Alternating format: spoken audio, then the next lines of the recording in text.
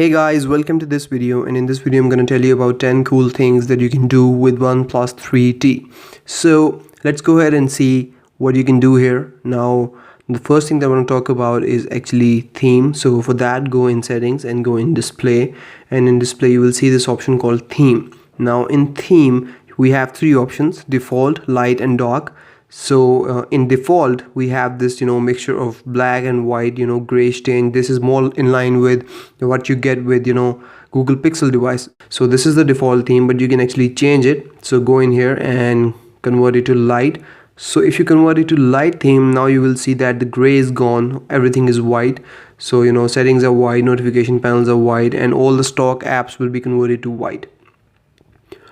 Now you can also go ahead and change this to dark, and which I personally prefer because helps with the battery as well. So everything is turned black, and you will see that the notification shortcuts are now black and settings are now black. And you can also customize it a little bit by these accent colors. So we have these colors: blue, brown, and yellow. So for example, I'll go ahead and select cyan here, and if I do that, you will see that these headings are now changed from brown to cyan, and they look a little bit different. So you can give it a personal touch as well. Now the next cool thing that I want to talk about is actually the display size. So you can change the display size, and it actually changes the amount of information that is displayed on screen. So from in settings, go in display, and in display you will see this setting called display size. Go in here, and here you will get this bar down below, and now you can convert it. Actually you get this toggle bar down below, and you can see in every setting how much larger the text will become and how much information will become available on screen. So if you go to small and minimum, you can see that now you can see a lot of information on screen, and if you go all the way to large, you can see that you will see less amount of information. So you can actually change the display size as well, and how much information is displayed on your screen. You can choose to do that now.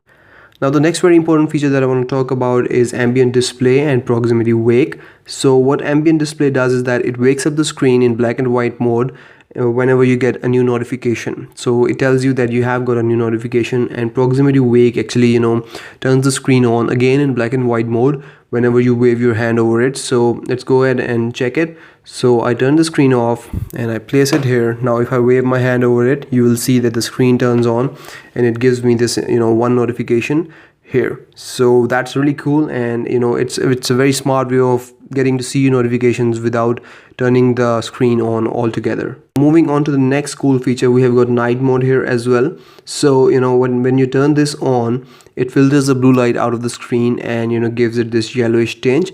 So this is due to lack of blue light coming out of your screen. Now this is available in a lot of other devices, and it's available here. I'm glad it's here, and I don't really like this yellowish tinge, but the purpose is well served here, because if you are in your bed at night and you're surfing the web and doing something at night and reading your text or emailing, whatever you're doing, you can turn this feature on, and it will protect your eyes from the blue light, and it helps with sleep or something like that. And you have this toggle bar here as well to change the intensity of this night mode as well.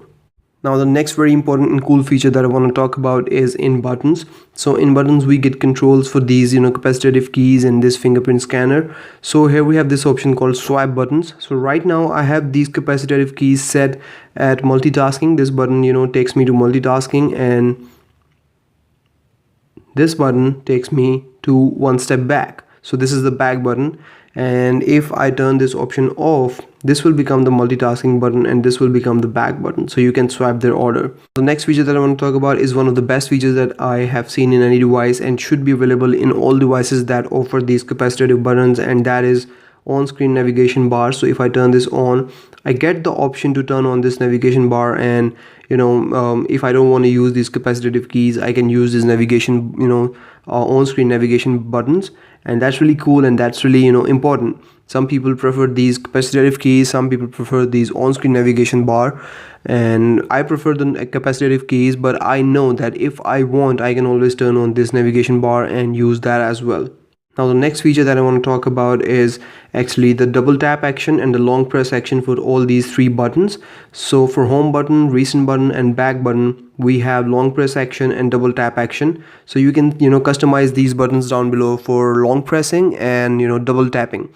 So right now my home button is set for long press action to launch search assistant, and double tap action turns off the screen. So if I long press this, it will launch the Google Assistant here, and if I double tap it, that would turn the screen off. So you can do that. Now here we have got a slew of options. So we can set it at no action, open close menu, recent, search assistant, turn off screen, open camera, voice search, open last used app, open shelf, open close notification center, and open close split screen. So we can set it as that.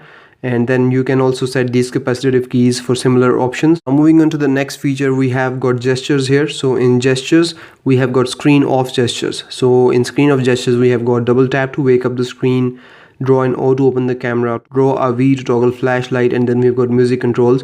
So if I turn the screen off, I can draw an O to launch the camera directly, or I can draw a V to launch the flashlight, and then I can draw the V again to turn it off, and I can double tap to wake the screen, and on lock screen I can double tap again to turn off the screen as well. Now the next feature is really important security wise. So look for fingerprint and security here. So there we go, we have security and fingerprint, and here you can set your fingerprint and do the stuff and the regular stuff that you can do, but we have got app locker here as well.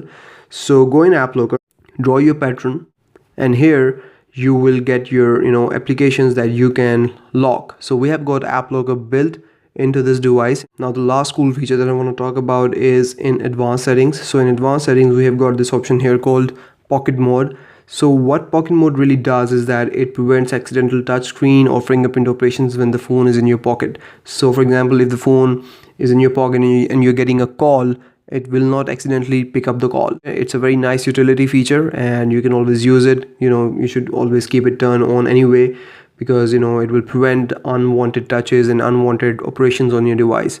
So that's about it, guys. Those were the 10 cool things that you can do with OnePlus 3T software, and I just wanted to show you these features. If you have any questions, you can always ask me in the comments, and I will see you in the next video, guys. Till then, take care. Bye bye.